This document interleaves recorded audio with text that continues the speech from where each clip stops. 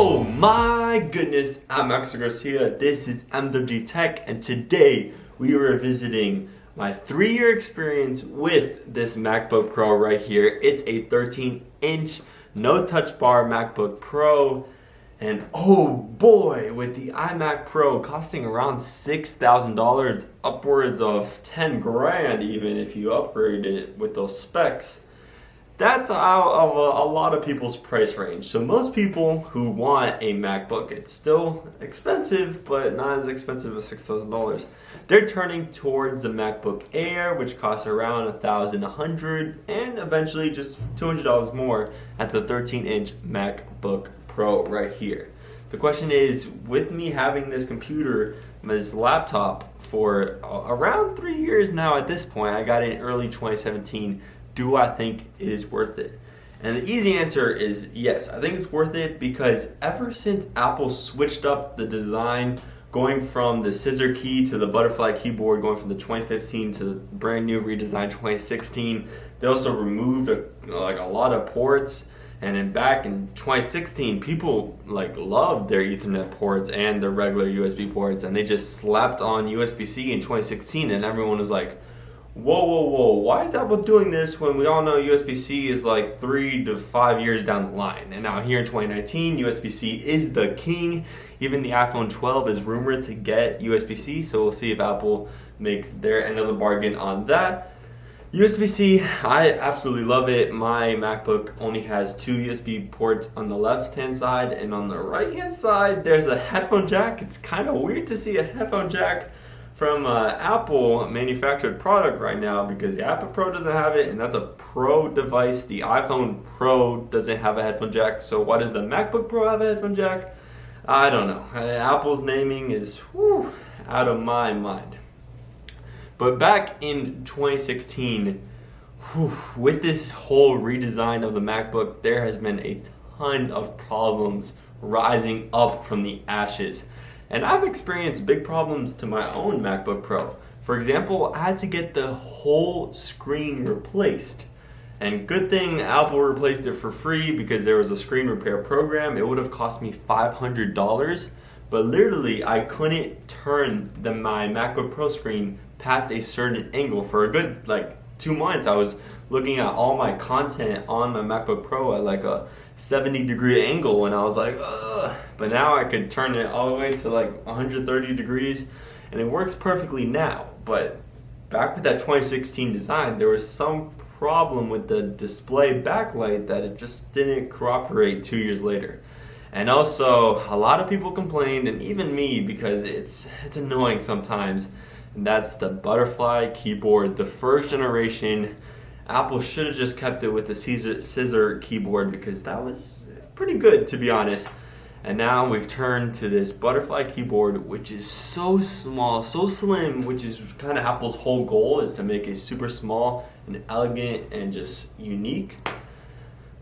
But this butterfly keyboard, each key sometimes gets sticky, and if it gets sticky, it literally sticks to the bottom of the laptop for a good 3 weeks.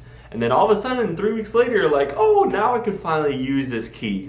For example, my W for the past month, just wouldn't work. It would take me 5 times to press the W key, and then it would work. But now all of a sudden, a month later, I could press the W key fine. I don't know, for whatever reason, it just little sand, little particles just get stuck on the side of the keys, and it just gets sticky. And yes, the travel's amazing when all the keys aren't stuck, but usually you're not facing that problem. So the keyboard, but Apple finally fixed it in the 2019 version. So if you're looking at the 2019 version, hey, go ahead. The keyboard isn't a problem. Also, in the 2016 redesign, they expanded the touchpad a little bit more.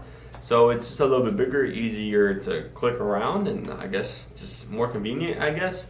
Also, I gotta say the display on this MacBook Pro is really nice. It's not an OLED display, but I gotta say it is a crispy display. It is definitely way higher than the quality on my iPad right now. So I watch all my content on this. I'm watching Apple TV, Disney Plus, Netflix if you want to, live sports, anything you want to watch.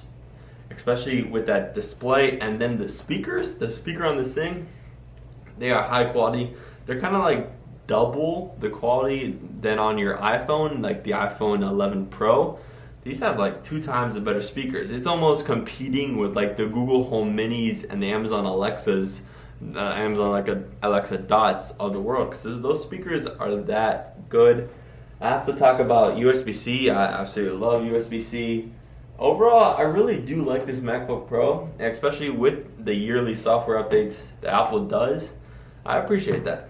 And also, I gotta talk about, I have now put my MacBook Pro in a case because I don't trust this design at all, this 2016 design at all. And I also should probably mention, there has been a battery program for this MacBook Pro, because supposedly in some 2016 MacBook Pros, the batteries would inflate, so you could replace the battery for free. And you could also replace your butterfly keyboard if you want to, also for free, because there's a program for that.